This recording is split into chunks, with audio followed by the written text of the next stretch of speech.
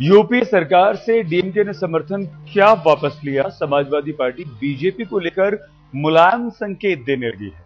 Samajwadi party के supremo Mulayam Singh Yadav आजकल जिस तरह से बोल रहे हैं उससे नए समीकरणों के संकेत मिल रहे हैं।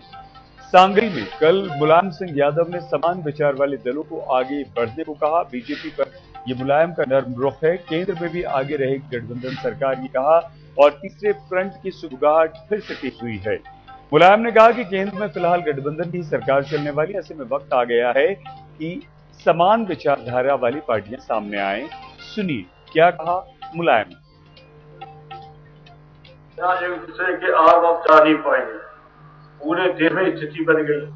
मेरी जुड़ी सरकार सूबों में भी रहेगी और दिल्ली भी रहेगी। अभी 10 साल तक उम्मीद नहीं लगी है कि एक दल की सरकार दिल्ली में किसी की बने। हमारे उत्तर प्रदेश में किसी तरह से 20-25 साल बाद अकेले समाजवादी पार्टी की सरकार बना पाए। बहुत संघर्ष करना पड़ा, लेकिन दिल्ली में हमें नजर नहीं आ रहा है।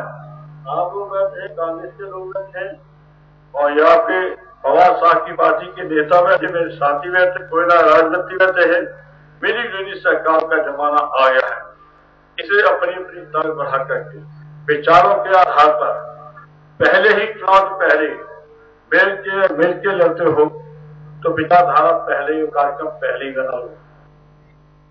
तो मुलायम सिंह यादव की बात से साफ संकेत मिलते हैं और इस तरह के जो संकेत हैं वो केवल समाजवादी पार्टी से सामने आ रहे हैं। समाजवादी पार्टी के नेताओं के वो बयान जिसे साफ संकेत मिल रहे हैं कि अब समीकरण बदल सकते हैं।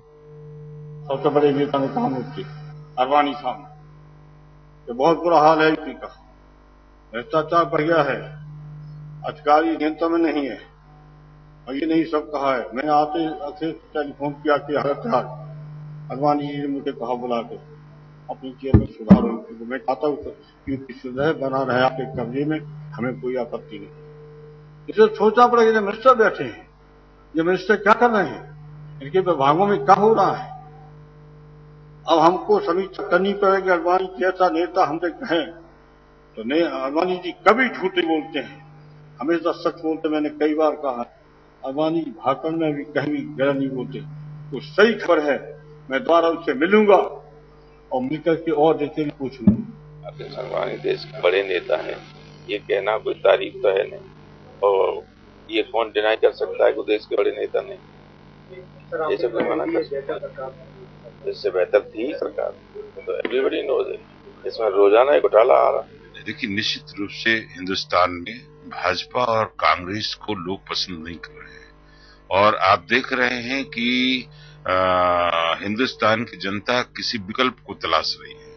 तो इससे पूरी उम्मीदें हैं। माननीय नेताजी ने जो बात कही है बिल्कुल सही कहा है कि 2014 में सम्मिलित सरकार बनेगी, गठबंधन की सरकार बनेगी, ये किसी भी दल की सरकार बनने नहीं जा रही है। तो इन तमाम बातों से साफ संकेत मिलते हैं और मुलायम सिंह यादव ने बीजेपी की तरफ हाथ बढ़ाया तो कांग्रेस यहां पर परेशान जरूर हुई। सुनिए क्या कहा कांग्रेस के महासचिव दिग्विजय सिंह ने तीसरे फ्रंट की सुगबुगाहट पर। इस देश में जो भी राजनीति होती है उसमें कुछ राजनीतिक दल तो ऐसे हैं जो कि आइडियोलॉजी के हिसाब से काम करते हैं और विचारधारा के आधार पर ही उनकी रणनीति होती है, विचारधारा के आधार पर ही उसके कार्यक्रम होते हैं, नीति होती है। कुछ राजनीतिक दल रीजनल पार्टी ऐसी हैं जो कि जिनको की सत्ता ही उनके लिए राजनीति है। इसलिए परिस्थितियां जब बदलती हैं तो लोग बाग अपना परिस्थिति अनुकूल काम करते हैं। इसलिए जो कुछ उन्होंने कहा है कोई नई बात नहीं है।